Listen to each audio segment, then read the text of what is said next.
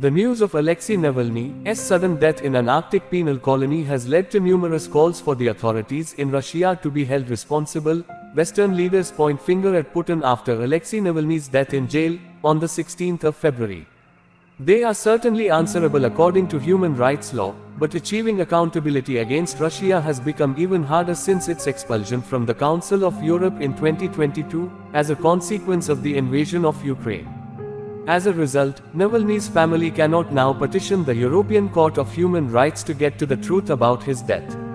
The death of Alexei Navalny has provoked outrage across the West. The death of Navalny has received huge reactions from Western leaders, including US President Joe Biden, who has said Putin carries responsibility for Navalny's death. Meanwhile, Yulia Navalnaya, the widow of the late Kremlin critic Alexei Navalny, released a video message Monday accusing Russian President Vladimir Putin of killing her husband. 3 days ago, Vladimir Putin killed my husband, Alexei Navalny, she said in the message released ahead of her attendance at an EU foreign ministers meeting in Brussels. She accused Russian authorities of hiding Navalny's body, which his family and lawyers have not been allowed to access. Alexei Navalny was a Russian opposition leader, lawyer, anti-corruption activist, and political prisoner. He organized anti-government demonstrations and ran for office to advocate reforms against corruption in Russia and against President Vladimir Putin and his government.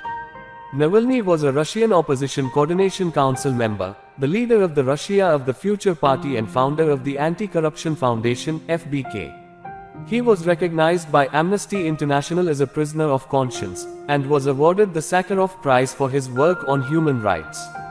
Navalnaya said she believes her husband was killed with the Novichok nerve agent, and said Russian authorities were holding his body until traces of the agent disappear. She did not provide evidence, but said that, "We know exactly why Putin killed Alexei 3 days ago. We will tell you about it soon. We will definitely find out who exactly carried out this crime and how exactly. We will name the names and show the faces." When Navalny's death was announced on Friday, Navalnaya said, "I want Putin and all his entourage, Putin's friends and his government to know, they will bear responsibility for what they did to our country, to my family, to my husband."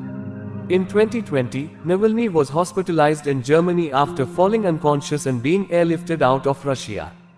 German doctors said there was unequivocal proof that Navalny had been poisoned with the Soviet-era Novichok nerve agent.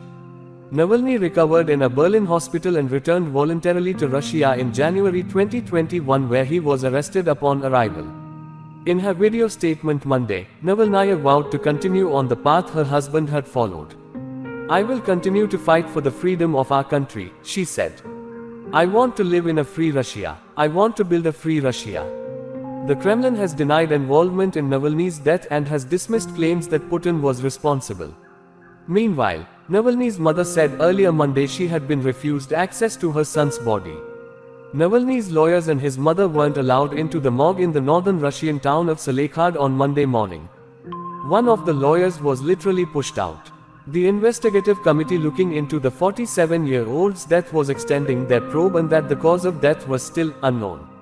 In fact, they lie, buy time for themselves and do not even hide it. The Russian investigators told Navalny's mother and lawyers that they are not handing over the body, and in the next 14 days they will conduct a chemical analysis, an investigation. Navalny fell unconscious and died on Friday at the Polar Wolf penal colony in Kharkiv, about 1,900 kilometers northeast of Moscow, where he was serving a 3-decade sentence, according to the prison service. The Russian authorities right now are very nervous about just the funeral. They don't know how it will be arranged by supporters of Alexei Navalny and by the family and by political forces. In any case, just this funeral would be an opposition demonstration, and authorities are very much afraid about that.